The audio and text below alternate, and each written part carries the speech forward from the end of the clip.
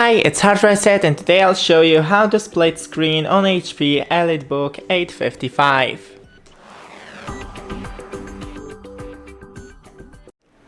So click and hold the top gray bar on one of the applications that you want to split screen with, and as you can see, drop it where you want. You can see the preview, so you can do a corners or just the side, and now select the other application. We can also do it with corners, so like this, and another application, and here you can put 2 more. Thanks for watching, don't forget to leave a like, and see you in the next one.